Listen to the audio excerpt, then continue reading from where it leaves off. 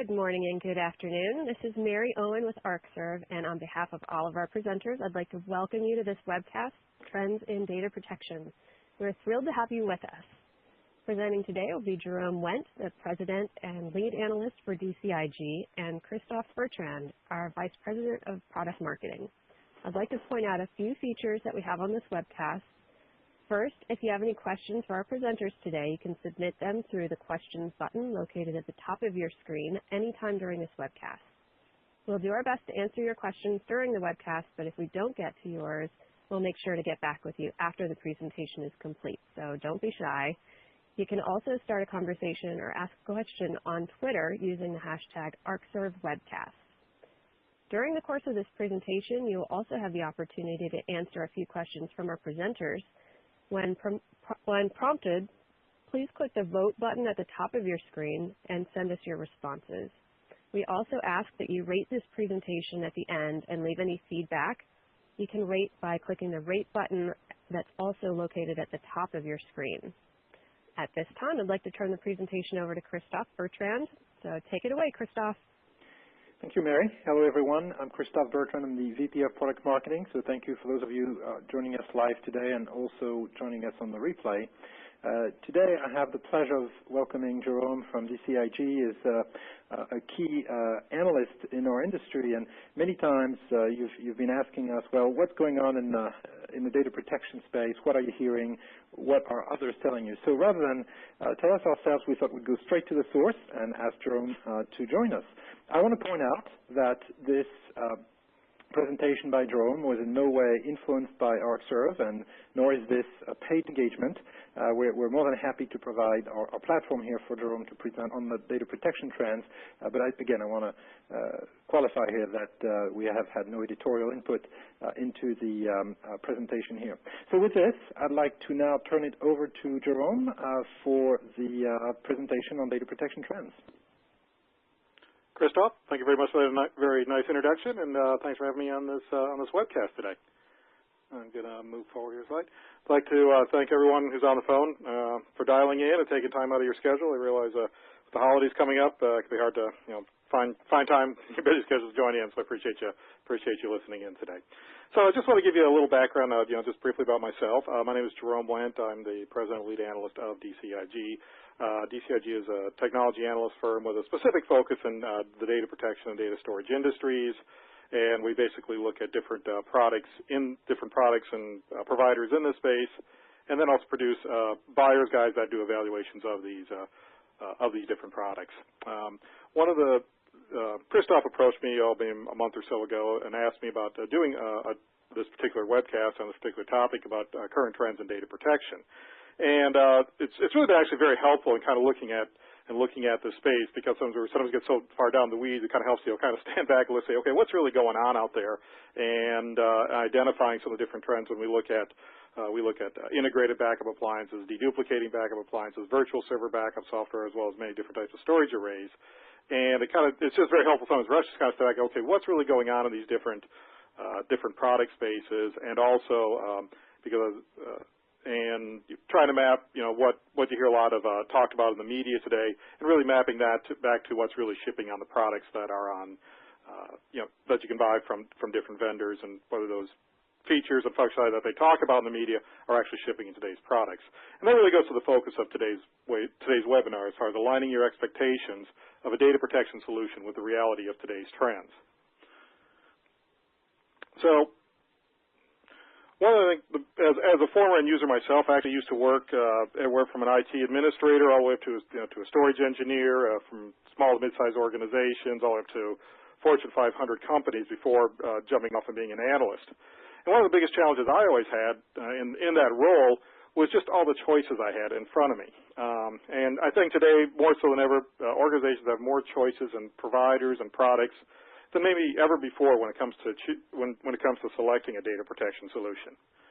In preparing our various buyer's guides, one of the things, these are just some of the highlights from it. In our virtual server backup software buyer's guide, we identified 26 different products from 22 different providers. In the deduplicating backup appliance space, think like EMC, data domain or Exagrid or Quantum, those sort of appliances. There's like 47 different backup appliances from 10 different providers. And then as far as like integrated backup appliances, now these are appliances that ship with both backup software. Basically, it's a server, a physical server with backup software on them, and as well as storage and compute. There's 72 different appliances that we identified from 14 different providers. So there's just a lot of different choices out there. And the other thing we're starting to see more of as well has to do with the number of virtual appliances that are becoming available, both deduplicating and integrated backup appliances, where when you can start deploying, instead of buying a physical appliance, you actually buy a virtual appliance, deploying it in your environment. These are some of the new options that are becoming available. So just sort of sorting through all those different products and companies out there, is enough of a job, and then you actually have to get down to even sometimes before that you have to figure out which features and functionality are available on these different products. And then there's a lot of different things you have to look at, and which DCIG largely looks at on behalf of users when we do these buyer's guides. But so some of the things we look at when we evaluate these different products that you hear being talked about in the media today, or when you go to different conferences and whatnot. All-inclusive licensing right now is a topic you hear talked about a lot. And when I say all-inclusive licensing, that means you basically get all the software features you need to use included with the list or quoted price that's provided to you. The availability of the software or the features in a physical or virtual appliance, or maybe some vendors are shipping them with both, where they make their software available as either a physical or a virtual appliance. On the backup front, when you talk about basically doing backup to the cloud, making a copy, taking a backup of your data and then storing it in the cloud, and then also doing recovery in the cloud once it's out there. Maybe it's just pulling back a file, or maybe it's actually recovering the application, or even your entire data center in the cloud. These are things that they're getting a lot of attention right now in the media. And you also have some of the other features that, deduplication's been out for well over a decade now, but how real is that? I mean, is that really widely available, or is that just available on still a few select appliances? Then other features such as instant restores or snapshots. These are all things that are often talked about, but how real are these in today's environments? So we're going to take a look at a few of these in today's webinar. But as you really start to look at which of these different features is, whether we talk about recovery in the cloud or physical and virtual appliances or whatnot, which of these features on these products are real, and then if they are real, how many products actually offer them. So we'll actually get into a lot of this today as we go through the presentation. So the specific ones we're going to look at today from an evaluation standpoint are these four specific trends in terms of that we're going to be talking about in a little bit more depth. First is all-inclusive licensing. The second one are basically appliances, whether they be physical or virtual. A single management console for data protection. And finally, we're going to talk a little bit and examine this trend about recovery in the cloud.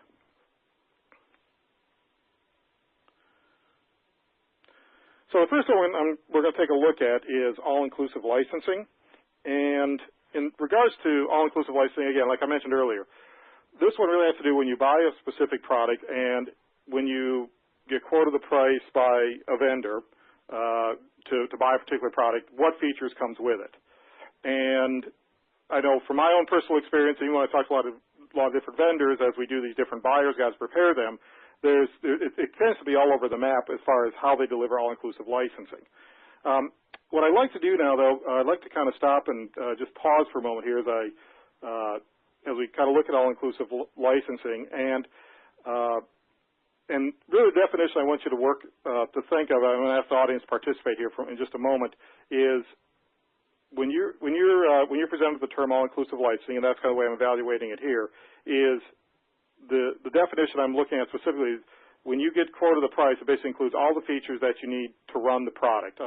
So you don't have to basically go back to the well again or go back and ask for more funds to buy a specific feature or additional option. So I'd like you to, in this particular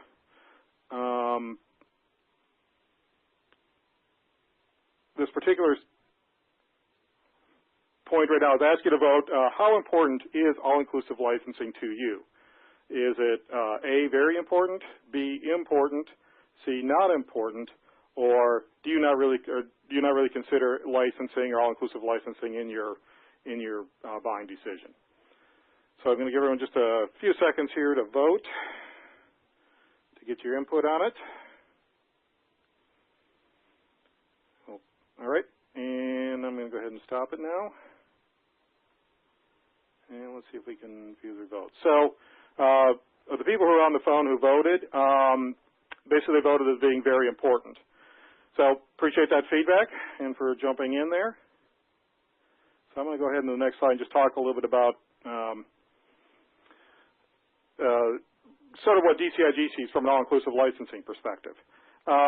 Frankly, what we see is we do see all-inclusive licensing out there, and we see a lot of vendors talking about it.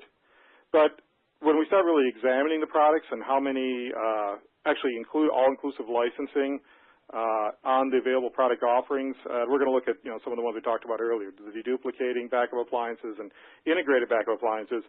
We really don't see it on a large percentage of, or actually only a very small percentage of the offerings. What we find it more common to see, at least from our analysis, is that it's more common for basically startups who are breaking into a space or vendors who are looking to increase their market share to offer all-inclusive licensing as an option. What we see more commonly is that they maybe bundle 2, 3, 4 of the most commonly used features that they find that end users or organizations use. They bundle those in with their product, and then they charge extra for some of their more specialized features that they have available that are needed to maybe realize the full capabilities of their appliance or their solution. So let's jump ahead to the next one here. We're going to take a look at some of the results from our deduplicating backup appliance buyers guide when we did a survey of that. So one would almost think, in looking at these results, is from our most recent DCIG 2014-15 deduplicating backup appliance buyer's guide, is that you would think if you're buying a deduplicating backup appliance, deduplication would just natively come with that. And yet we have found that's not, while you'd be almost like 100% correct, you would only actually be about 95% or 92%. Again, it doesn't quite hit 100%, but we're finding that not necessarily every deduplicating backup appliance, when you look at the price that may be quoted or their starting list price, that may not even include the duplication or deduplicating algorithm or software. You may actually have to license that separately. Some other expectations you might have is that you have the NAS interface, because I'd say most companies, the vast majority of them, just plug the appliance into their existing local area network and use it in that context where they basically set up as a NAS share and back up to it. And you would think, well, that software must certainly come with it. Well, you'd probably be correct, but you couldn't be 100% certain. You'd actually have to go back and really double check with your vendor to make sure they're actually including that license to use that interface. And then even just the software to even manage the appliance. We have found that not everyone necessarily even licenses that, but sometimes that's an optional add-on license. But I guess if you just kind of stand back and look more holistically, if you look at the blue, red, and green bars on this chart, the vast majority of them, like well over 80%, include those three features. And you can pretty well expect that sort of functionality to ship with deduplicating backup appliances. But then when you start getting to more specialized features that not everyone uses, say maybe replication or encryption, those are features that would not necessarily be, you should probably go into any engagement expecting to pay, or if you're buying a deduplicating backup appliance, to expect to pay extra for those specific features. So let's look at integrated backup appliances. Now, the integrated backup appliances are those that actually ship with the backup software on them. And here, you probably can see a greater disparity as far as the number of backup appliances that ship with all the features you need. In fact, we only found about a little over 20% of them actually ship with all the software licenses on the appliance. Now, what you will find on most of them, in fact, all of them actually, is they will all ship with deduplicating software on them, and they'll all ship with, or they'll all include the management interface to actually manage the device, some sort of management console, whether that be a web interface or whatnot. They'll include licenses for all that as part of their price.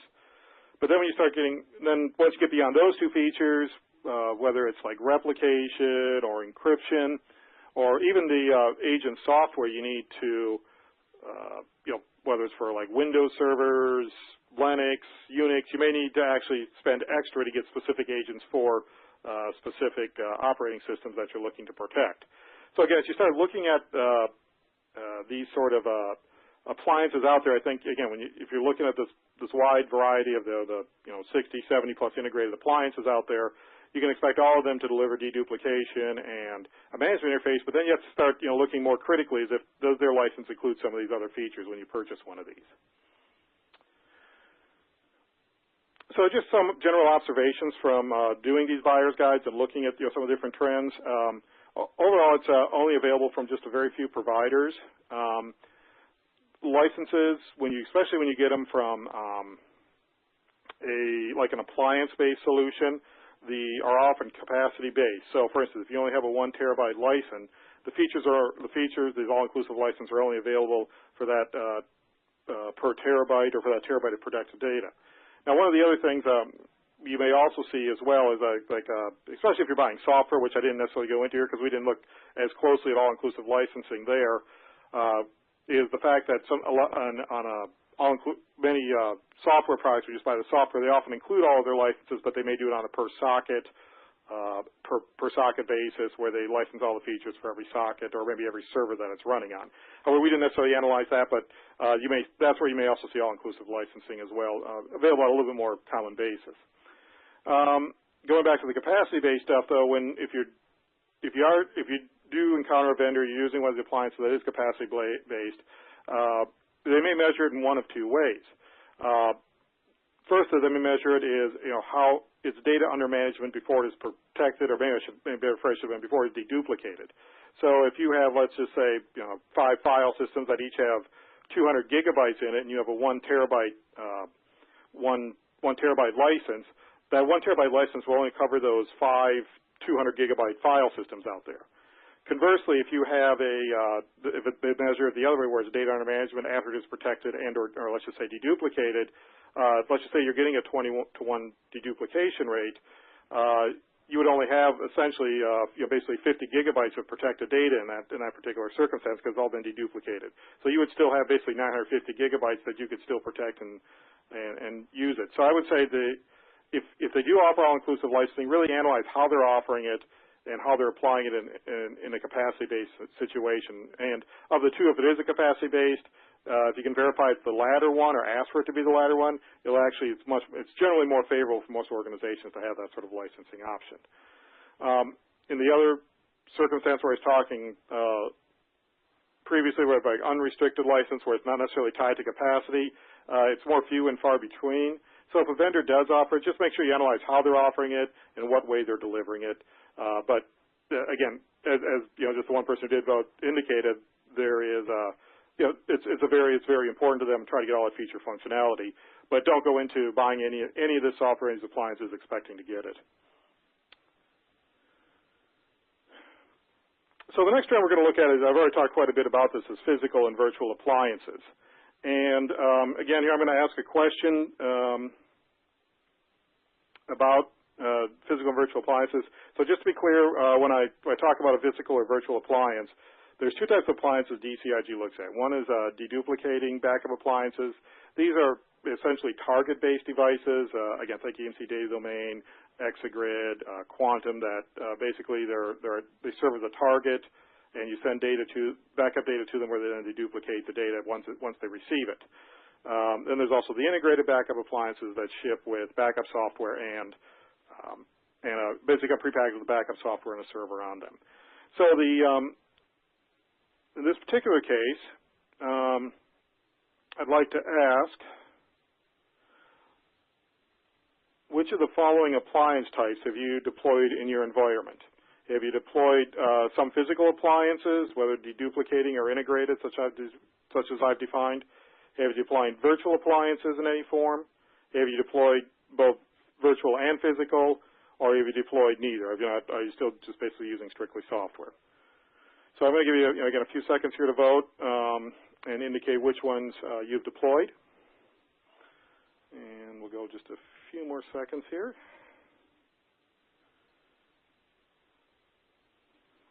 Okay, a couple more. Okay, let's let's see. Okay, so it looks like of the people who voted, it looks like most people have voted, two people who voted have deployed both virtual and physical. So that's good to know. Appreciate that input. All right, I'm going to close this.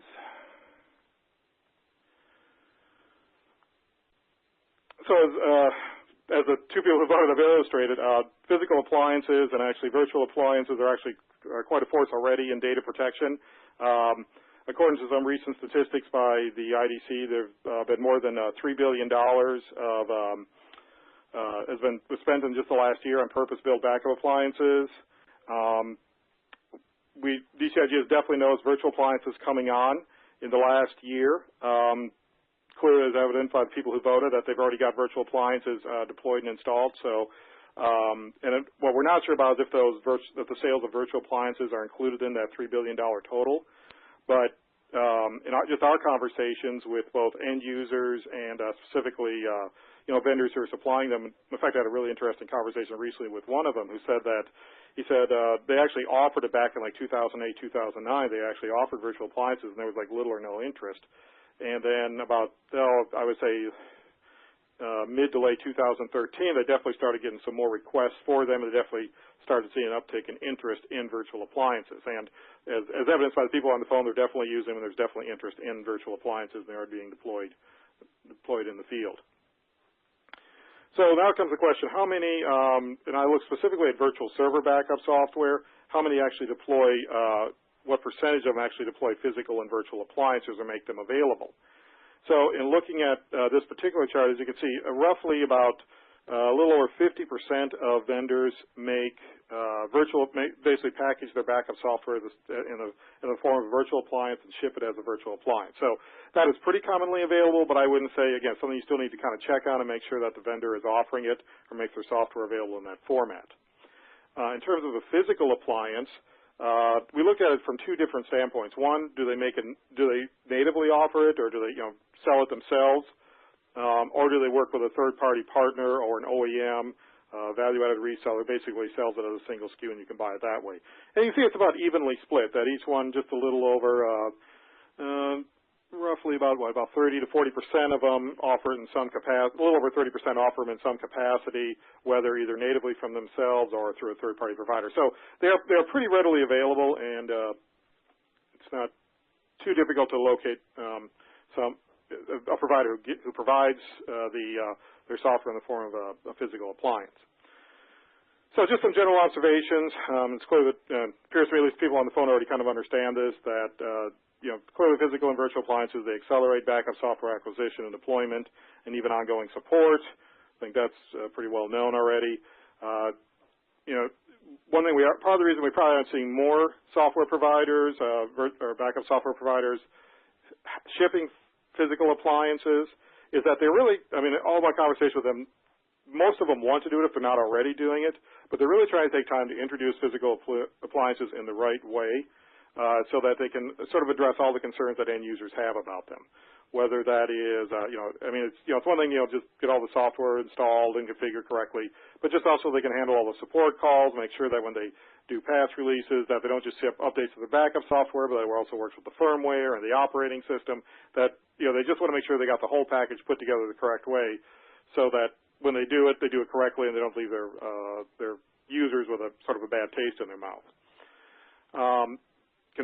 Now, in those who have done it, they've seen very rapid adoption, end-user adoption of their appliances. In fact, I was talking with Symantec recently, and they said, since they went from offering the net backup appliance, everyone often thinks of Symantec as, for years they said, we're a software-only company, and yet now they're offering backup appliances, and they're already, I think, like number 2 in the integrated backup appliance market. So they've really, once they started offering as a hardware turnkey solution, it really took off for them.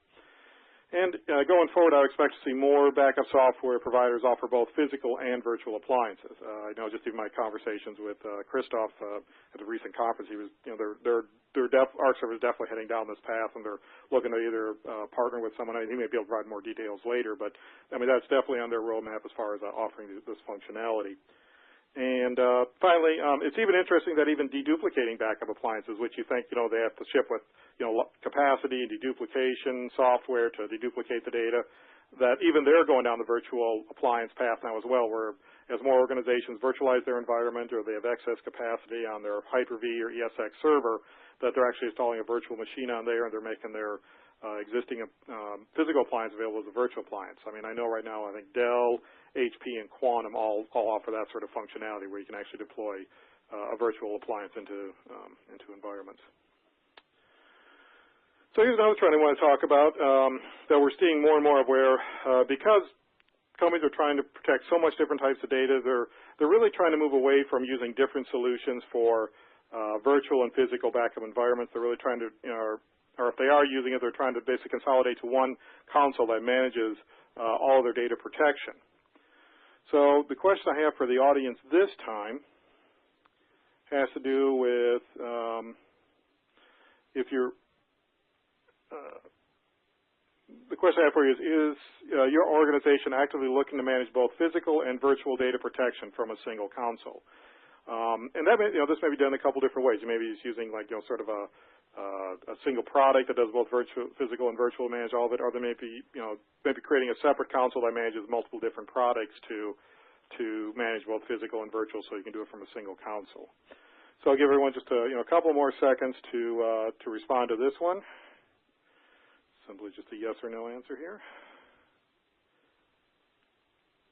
All right, I'm going to stop voting. And let's take a quick look at the results. Yeah, so again, that's what again, the people on the phone this morning confirmed that this is definitely a trend where they want to try to consolidate everything under one single console. Again, appreciate you jumping in there and helping to sort of confirm this trend is real and it is happening, at least for the folks on the phone call here. And again, I've already kind of defined this. Basically, the goal of setting up a single management console for data protection is just to create a consolidated, simplified management console to manage backup recovery, whether it's physical, virtual, or both.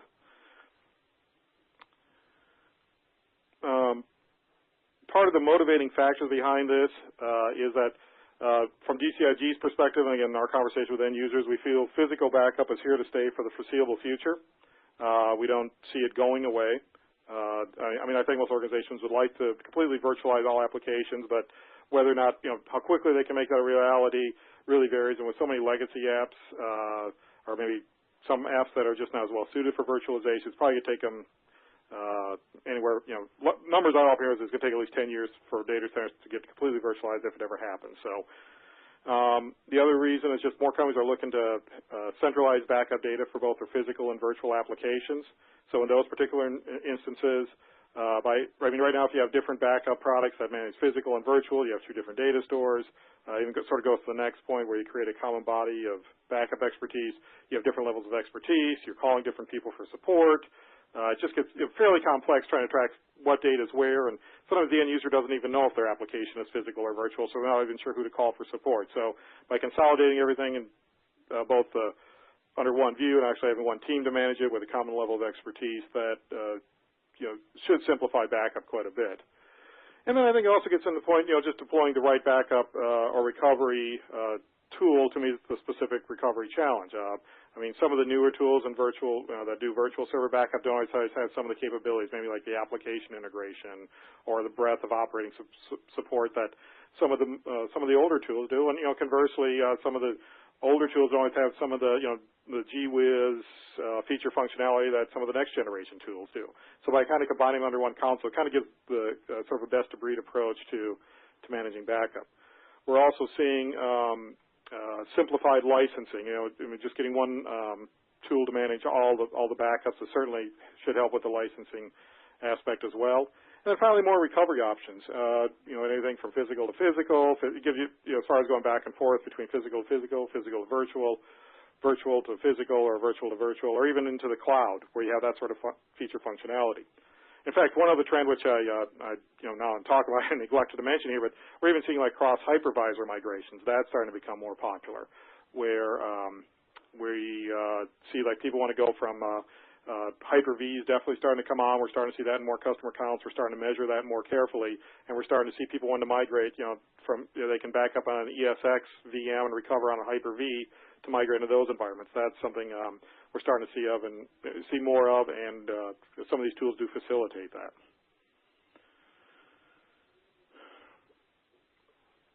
So here's what we're kind of seeing as far as how we're seeing it implemented in terms of a single management console for data protection. I bring up Arcserve here because I think they were kind of on the leading edge of this, where they're integrating their various existing backup and recovery technologies under a single console. Since they were spun off from CA Technologies, I think that was earlier this year, as I recall, they didn't just have their Arcserve product, but they also had a few other, I think like a high availability tool, a replication tool that came with it. My understanding is that they're actually pulling all that together so you can actually manage that under a single console without having to go into each separate utility and manage it that way, that they're actually pulling that together. We're seeing something similar as well from Dell and Unitrends, where they're bundling multiple complementary products together under a single SKU that is then managed through a single interface. So like in the case of Dell over the, I think, last 3 to 5 years, they've acquired vRanger, they've acquired Aperture, they've acquired NetVault.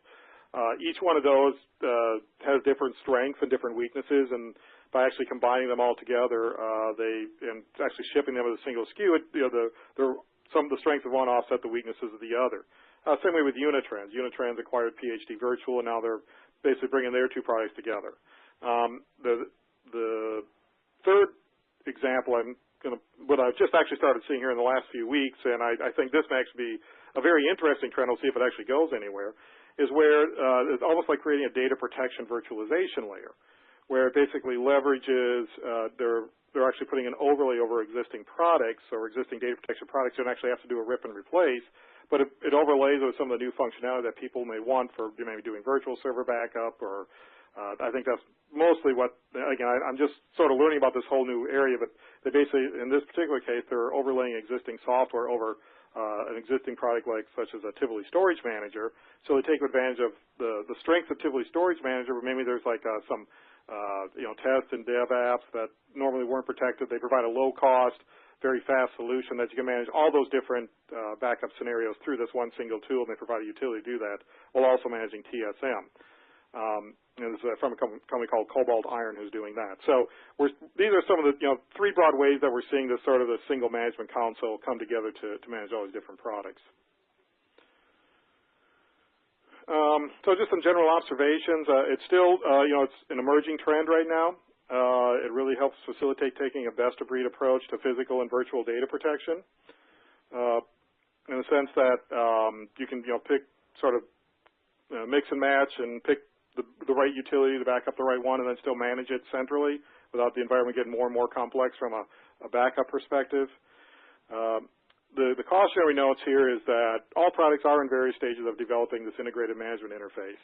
And one of the things that from an analyst perspective, it's sort of hard to it's difficult to objectively measure integration, in the sense that it may be what might be good enough for one organization might not be sufficient, or the level of integration may not meet the needs of another.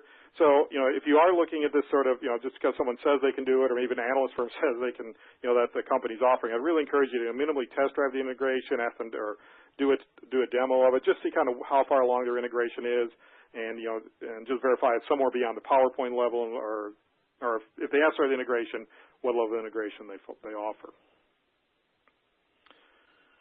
So the final trend I want to talk about has to do with recovery in the cloud, and I think it's hard to talk about almost anything in IT anymore without even talking about the cloud, and certainly I don't think I could do a presentation anymore without at least mentioning the cloud, at least at some level, because it is a high level of interest. And so I'm going to ask another question here in just a moment. Again, our final question or voting for the day is when I ask about the cloud here, I'm going to ask about whether you're just backing up data to the cloud, or actually recovering applications in the cloud, or actually have the ability to recover your entire data center. So let me initiate the voting thing here. Let's see here. So I just started it here. So the question is, how far along are you in your plans to implement recovery in the cloud? Are you A, already backing up data to the cloud? B, are you already recovering one or more applications in the cloud? C, are you already can recover your entire data center in the cloud? Are you D, exploring recovery in the cloud, or are you E, no near-term plans to implement recovery in the cloud? So let me just give you a few seconds here to vote.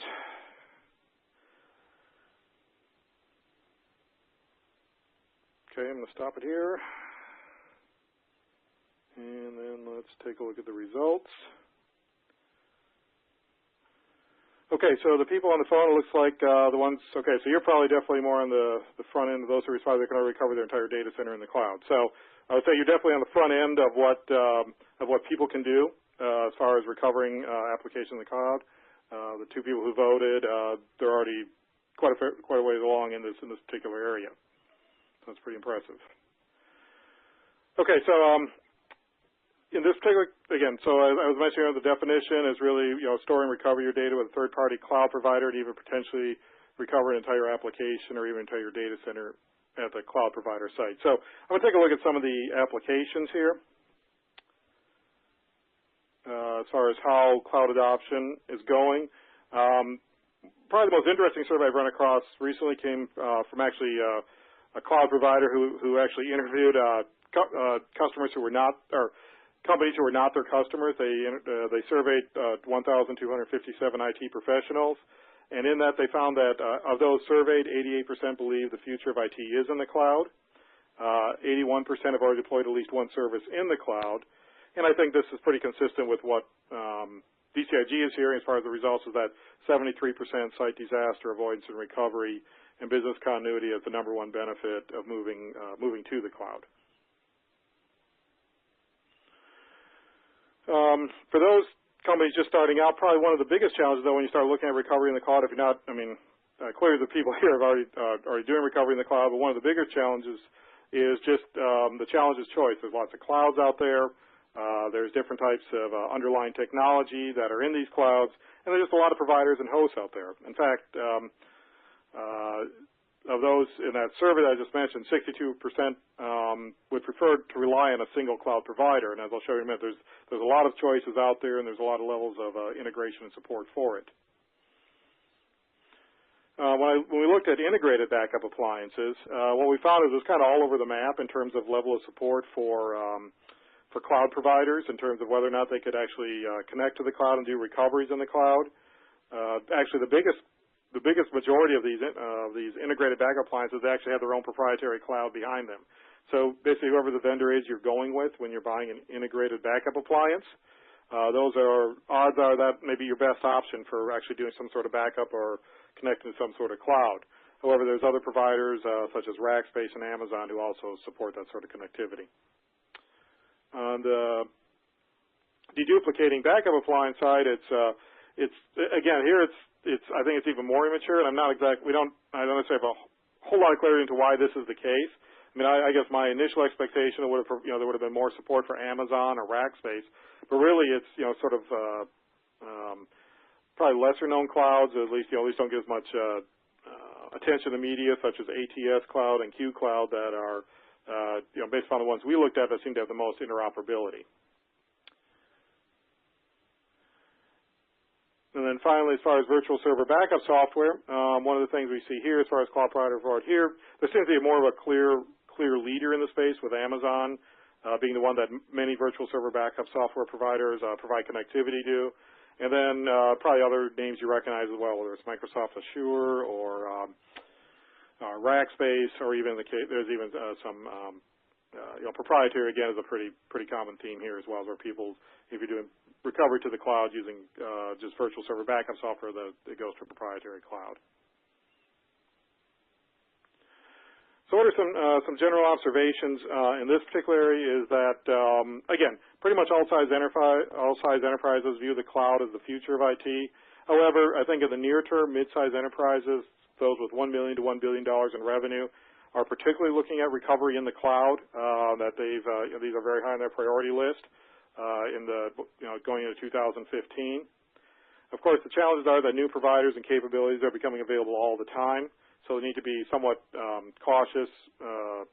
There's just a lot of choice out there, and as far as the capabilities and how they connect their any of these appliances available on the market, or even the software, it's really a mixed bag, because they're kind of all over the map in terms of support and what they do the best jobs with. And in terms of using a single cloud provider, if that is really your objective, I would not expect it to be a turnkey approach. It's probably not a reality for most organizations unless they really take their time, really really make the investment. It's not like just something you can walk in and expect to just easily do. There's going to be a lot of integration, a lot of time involved to really get a single cloud provider to use across all your different appliances and software. So just some final thoughts before I turn it back over to Christoph again. From what we're seeing is that some of the trends that we're seeing as more hype than reality are all-inclusive licensing and recovery in the cloud. Of course, in this particular case, it happens that two of the people voted are actually recovering their entire data centers in the cloud. So congrats to you for accomplishing that. But from what we're seeing, it's not just when we're looking at the appliances software. I'm guessing you probably went through a lot of work in order to accomplish that. I mean, it's certainly not what I would expect to be a turnkey solution. And for anyone who's looking at that, I would encourage you to proceed with extreme caution, that you really take your time, make sure you research it. Even with all-inclusive licensing, if someone is promising that or that's a feature, explore how exactly it's done. Is it, is there a cap to the amount of capacity? Is that part of their long-term initiative, or is that just like a promotional that'll end after a year or two? Those are just some things that really, carefully explore before you're going down adopting either one of those trends or taking advantage of those in the products you're acquiring. A single management interface for physical and virtual data protection, as well as virtual appliances, are rapidly maturing and gaining momentum. In terms of like a single management interface, I would just say, be cautious. Integration is sometimes still at the PowerPoint level. Make sure, if they do offer this integration between different backup software products, test drive it as much as possible, give as many demos, make sure it meets your expectations and is going to accomplish what you want.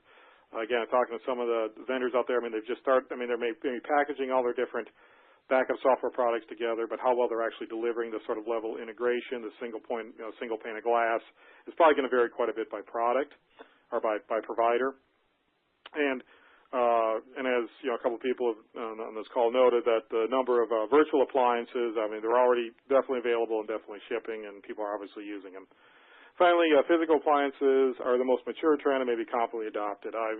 That's, from what we've seen, as everyone can tell, it's a $3 billion a year market already, if not more.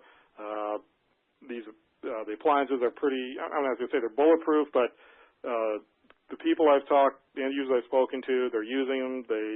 It's reduced their deployment times dramatically.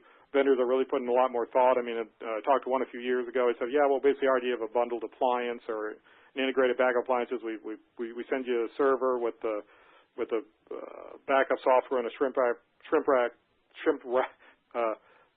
wrap package next to it, and then you still have to do all the install yourself. I think it's way beyond that, where people are actually getting the appliance, you turn it in, you plug it in, you connect it to your network. There's a wizard there that kind of takes you through the configuration steps, and you can be, I've talked to some who are up and going as fast as 15 to 30 minutes. So I think that's kind of where my definition of it is. I think that pretty well reflects the market, and I think those vendors that, from what we've seen, those vendors who are applying it or offering those appliances are giving users that sort of flexibility. So that is all I had to present. I'd like to now thanks everyone for listening in. I'd like to now turn it back over to Christoph so we can maybe answer any questions you may have, or just have a short dialogue that way. Thank you very much, Jerome. This was very, very comprehensive content. Absolutely fantastic. So let me quickly ask a couple of questions here. First one is, you talked about hypervisors. Is there technology to migrate from Hyper-V from VMware to Hyper-V? Yes, absolutely. From what, again, we are seeing this as more backup software products are starting to offer this sort of a technology where you can back up on one platform and restore on the other. So, again, I didn't look at that particular trend and how many are actually off. We did measure that. I just forgot to look at the stats before I got on the call here. But I want to say I think it's still a small percentage that offer that, but that functionality is definitely out there, and it's something that you can certainly look for in products to solve that particular thing. And I think that's specifically applicable to mid-sized businesses. One of the trends we are seeing, or that we've observed, is that companies are starting a migration or starting to adopt Hyper-V, and especially mid-sized enterprises. are starting to adopt Hyper-V in lieu of VMware ESX, in part because there's just the cost. I mean, Hyper-V apparently income is a third or half of the cost of VMware, and they're just finding it makes more sense. And while it may not be as robust as VMware, it certainly provides enough capabilities. And by using those sort of products that facilitate that, I mean, it just makes the migration much easier to accomplish. Perfect. Thank you. Another question. What do you see as the trends for recovery point objectives? I would say recovery point objectives, I mentioned early on that we're seeing a definite increase in instant recoveries and snapshots. I see that as one of the trends. I was hoping to cover that here. We just sort of ran out of time to get into all the ins and outs of that. But one of the more interesting aspects of I see that as just going to become almost the default way that people do recoveries. I know when I worked as an end user, I mean, I certainly didn't want to wait, minutes. Well, I mean, I was willing to wait minutes, but certainly not hours or days to do a recovery. And I think today, in today's virtualized environments, the fact you can spin up VMs so easily, the fact that disk is so much more readily available as a backup target, and and there's so many more ways for organizations to deploy these tools that integrate with the VMware APIs for data protection, or even with Hyper-V is starting to gain increased where you can do these point-in-time snapshots and then recover it, or even on storage arrays where you can recover an entire VM and then bring it back up. I just see these recovery time objectives just shrinking to where I'm not going to say that they're going to be if something goes down, it's immediately going to come back up. I mean that I still think that's a little ways out, but where you can realistically expect recovery times in well under an hour, if not in minutes, on almost any application, regardless of its test development or high-level production. Well, that's a very interesting point, and this is me asking you a follow-up question on this based on what you just said. Do you see availability? I mean, how would you define availability? I think we hear a lot about availability, but it's always in the context of these recovery times or points being minutes or 15 minutes or whatever the case may be. And my standpoint is, well, high availability is very closer to zero, as close as you can. So do we have a pecking order there, and is there maybe a confusion in the market when people say availability, they don't mean that, or they're going to be surprised or disappointed? Right. So, in fact, we actually did the BIOS got a high availability and clustering software not long ago, and we found was that in that particular case, the definition of high availability is recovery and the general. I mean, whether or not this is the way everyone interprets it or not, I'm not sure. But what we found is that to be included in that, you have to have a recovery in under recovery in under a minute, as that's when most applications can withstand before starting to shut down. So we found that there's some that provide recoveries. I mean, they're non-disruptive where you don't even see the failover. But those tend to be the most expensive, very hardware intensive, lots of configuration involved, to where they get a little bit more affordable, where you can have recoveries in maybe in under a minute or up to a minute. Again, and I think there's also sort of the element of how much administrative intervention do you need? Do you need a system admin or storage engineer or something like that to jump in and help do the recovery? I'd say there's some they're trying to explain this clearly. That those that can that are very hardware intensive, they can do they can all do non-disruptive recovery. Those that take basically go from non-disruptive up to a minute. They're a little bit more economical, and they don't necessarily require administrative intervention. And then I think you start getting to the 1 to 15 to 30 minute range. Then I think you're starting to look at maybe you have to call a backup administrator or storage administrator. Hey, we took a snapshot. Can you recover that snapshot and get us to where it was a minute ago, where it recovers up pretty quickly, but I wouldn't say it's certainly not non-disruptive or doesn't require intervention. So that's I would say we're probably already in that 1 to 30 minute range where some of the products out there can certainly facilitate those very fast recovery points. Okay, thank you very much, Jerome. Sure. I think we have time for one other question. You mentioned licensing and comprehensive licensing, I should say. And the question is it better to license by capacity, by server or agents, or by socket? I think that's a really it depends it depends question. When I was at First Data, we often had that conversation. I think in our particular circumstance, when I was at First Data, what we eventually came to the conclusion is capacity was really not optimal for us. We would either go down probably down to the socket is probably what we figured was the most optimal way to do it, or the by server. I think because we figured out that just because there seems to be a lot of capacity in backup, but not all the data is always actively used, and even a lot of applications, they have a lot of data behind them. That we only access a small percentage of the data, or actually using 3 to 5% of an active basis. So by licensing it by socket, or by server, in our particular case, actually turned out to be more beneficial. So, but overall, I would say, just as a rule of thumb, probably by server or by socket. You have to kind of look if you have a physical or virtual environment. Those are probably the most beneficial ones. With if it's by capacity, you really got to take a hard look at your environment if that really makes the most sense for you.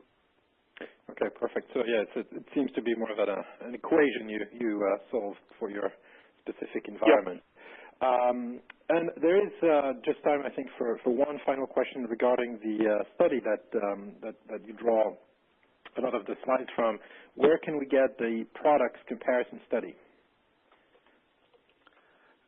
Yeah, for our buyer's guides, or for that? I think it's the buyer's guide. I think it's what is meant here. Oh, yeah. So if you go out to just DCIG.com, and there should be a link on the website. Just click on DCIG buyer's guides. There should be a little button right on the front page where you can register. It'll take you out to DCIG's registration page where you can register, and gives you access to all of our different buyer's guides out there. Perfect. Well, Jerome, Thank you very much for your time and for your insights and your research and sharing all of this with us. Sure. And I certainly hope that we'll be able to do this on a regular basis and see how things evolve in the market. Again, thank you very much, Jerome, for your time today. You bet. Thank you, Christoph. Thank you, Jerome and Christoph. For everyone listening, before you sign out, please remember to rate this webcast and give us your feedback. Thanks so much for joining us today, and we look forward to speaking with you again soon.